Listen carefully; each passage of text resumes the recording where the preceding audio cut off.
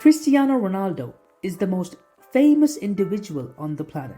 He just crossed over 500 million followers on Instagram and has over 100 million followers on every other major social media platform. Now, what happens when you manage to make such a man feel disrespected, betrayed, and undervalued? Well, Manchester United just found that out the hard way. In an interview with Piers Morgan, who isn't shy of controversies himself, Ronaldo revealed what was really going on inside the club and was finally able to share his side of the story on what has been a very drama-filled start to the season. Thanks for clicking onto this video. I'm Arshad, and if you find this video interesting, please like and subscribe to my channel. I'll be uploading every week on topics related to football. Now, why did Ronaldo do all of this? Why would someone who was one of the most iconic players to don the United jersey go out of his way to stand against the club? Well, to put everything into perspective, we'd have to travel all the way back to 2005, when a 20-year-old Ronaldo was slowly making waves in the footballing world. Ronaldo's dad, Jose, was sick and had to be admitted in a hospital back in Portugal, which led to Ronaldo wanting to go back and be there by his father's side. When he approached Sir Alex Ferguson about this, he famously replied, "Cristiano, you want to go 1 day, 2 days, 1 week, you can go. I'm going to miss you here because you are important, but your dad comes first." Please forgive me for the accent, but this was one of the most ironic situations in Ronaldo's career. On one side, he was losing his birth father, but on the other hand, he had gained a football father for life. Fast forward 16 years into the future, and this football father is one of the key reasons that Ronaldo chose to return to Manchester United. Ronaldo was very close to joining Manchester City, but Sir Alex Ferguson told him that he could never do that. This advice, along with what his heart wanted, made him choose United, even though we can all agree that at the time, Manchester City were top 3 in the world, if not the best team in the world. His first week back in United felt like a fairy tale to everyone watching. Ronaldo managed to break the record number of jerseys sold and bagged 2 goals in his first appearance back at the club. He ended the season having scored a total of 24 goals across all competitions for a struggling United side. However, they did not qualify for the Champions League, and this is where it all started to go downhill. The media started speculating that Ronaldo wanted to leave the club, and there were no suitors that wanted to take a risk with the 37-year-old on a massive contract. Ronaldo in fact did have a few offers, including a 2-year, €350 million offer from a team in Saudi Arabia. What could have been? We could have seen Arab Cristiano in full force. Inshallah.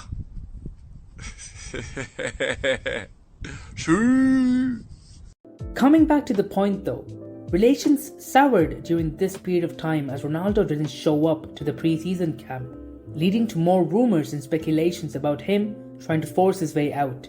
Ronaldo says in the interview that he did not go to the pre-season tournament because his daughter Bella was suffering from bronchitis. But what happened after this is probably why we are all here right now.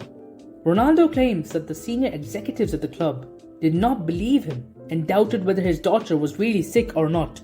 This is absolutely ridiculous for a club of Manchester United's size. To everyone that have followed Ronaldo's career, if there's one thing we know about him, it's that he is the most hard-working professional this sport has probably ever seen.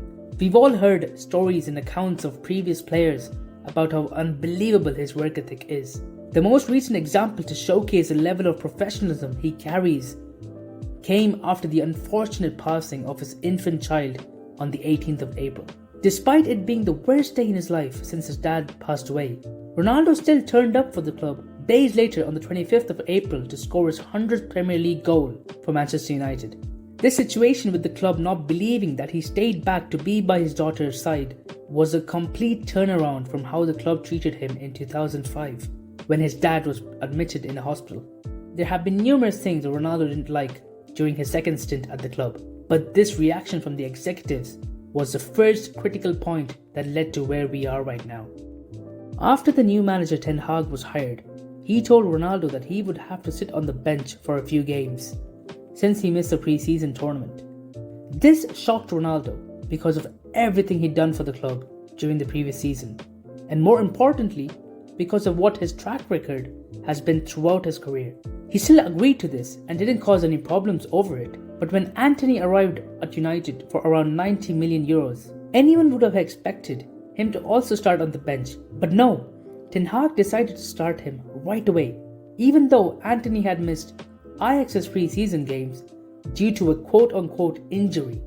This was the first instance of Ten Hag being a hypocrite towards Ronaldo, and also our second critical point of events.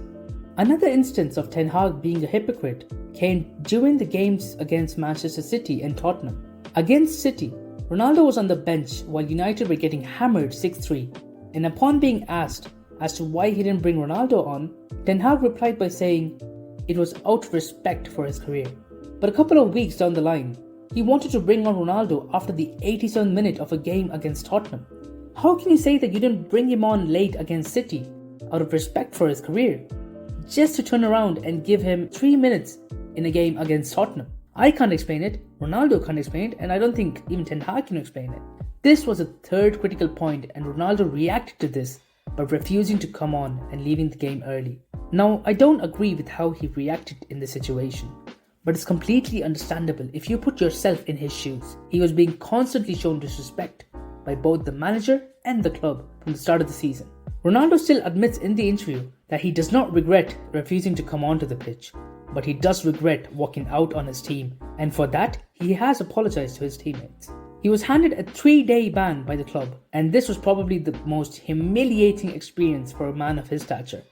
Bear in mind, while all of this was happening, the media was relentless in their pursuit to tarnish this man's name. Even his previous teammates, Neville and Rooney, started speaking out against him. This was the final straw. Ronaldo had had enough. There were too many reasons for him to dislike his current position at the time. Firstly, he wasn't going to play in the UCL this season. Secondly, the board of Manchester United doubted his professionalism. And finally, the manager Ten Hag did not respect him. Ronaldo was probably brainstorming along with his manager Jorge Mendes on what would be the best way to get out of the situation.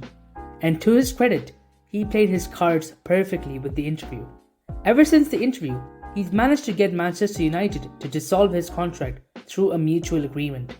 And while doing this, he's also taken a loss of 16 million to show the supporters that he does really care about the club's well-being.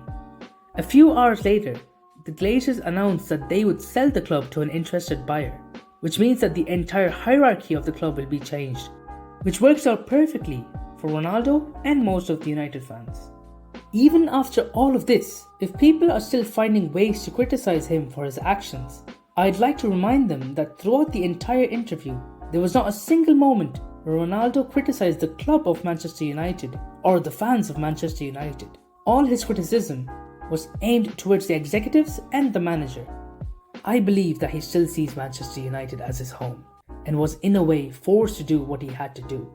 But at the end of the day, Ronaldo has achieved what he set out to achieve. He's managed to make himself more attractive to potential clubs who won't have to pay a transfer fee in January to acquire his services, while also making sure that Manchester United will finally be able to get themselves rid of the Glazers and the ridiculously incompetent board of executives. Believe it or not, Cristiano Ronaldo has helped Manchester United start a new era in their history. Like he quoted Picasso himself, "You have to destroy it to rebuild it. And if they start with me, for me it is not a problem." Thanks for clicking onto this video.